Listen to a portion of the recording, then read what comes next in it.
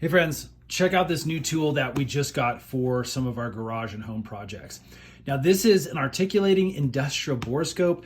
Basically, it's a video camera with a built-in screen that you can use to get into tight places to visually see project spaces that you may not be able to with the naked eye. I've needed one of these multiple times over the last couple of years in the projects that we tackle, both for automotive purposes, as well as some of the construction projects and plumbing projects that we have been doing around the house.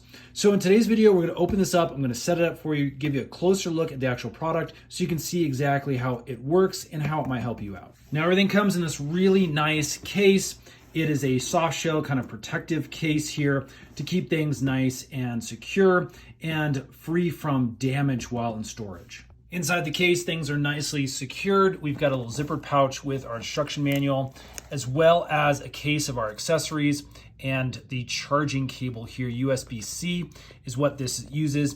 You also have a cleaning wipe. Again, this is wireless, so it's really nice. You don't have to have this plugged in all the time while you're doing your projects. Down here in the bottom of the case, we've got a little strap we can undo and lift up this side. This is where you can see our nice display screen. Let me pull that out so we can get a little closer look.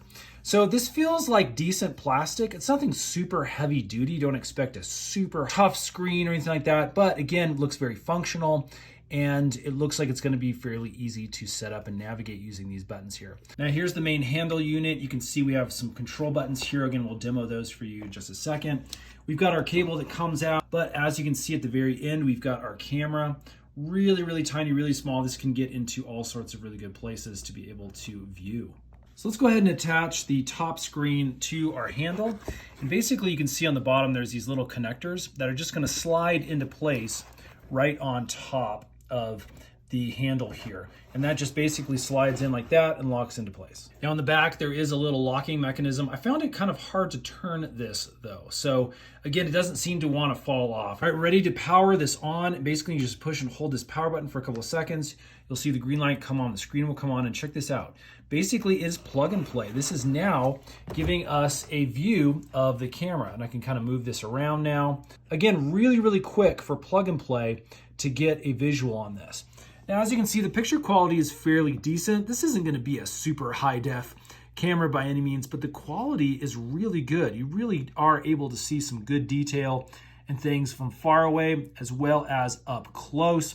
Again, if I kind of move this in closer on the screen, you can see we really can get some nice detail. Now, also notice that there is a light around the camera, and that's gonna give us a lot of brilliance inside of small, tight spaces that maybe don't have any kind of natural light. We have this wheel down here, and this is actually gonna turn the head of the camera so we can get a better angle in those tight spaces. Watch what happens as I turn this. As you can see, that camera angle goes back and forth.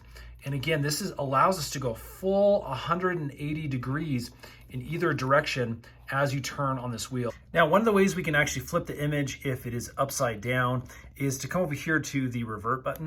And as you can see, I can click that, and it basically just flips the camera angle so that it is in the correct position of how you want to view things. So a nice little feature. Now, a couple other features that we have, we can actually use a zoom in key. As you can see, it's a multi-touch zoom that allows you to get really close.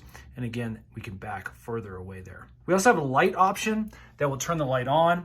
And again, as I touch this, it will go and it will dim slightly until it turns all the way off. We can turn it back on using that. Then we also have the video camera mode down here. I can click on this and hold. And as you can see, it goes into the recording mode. And that's just gonna record what we see inside of a pipe or a small space using that camera. I can click it again. It's gonna stop video camera mode just like that.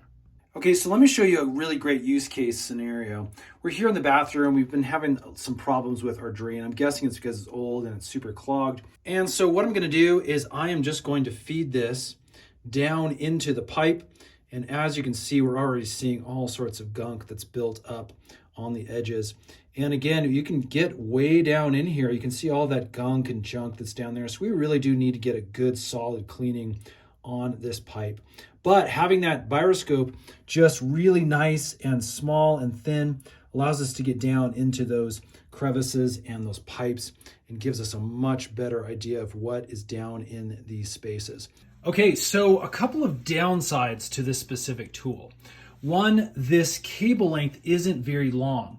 So if you're going down a pipe or something like that, having just the short length will get you some good insights, but maybe not as far into your sewer system or something like that if you're hoping to use it for a project. So again, really note the length of the cable, not super long.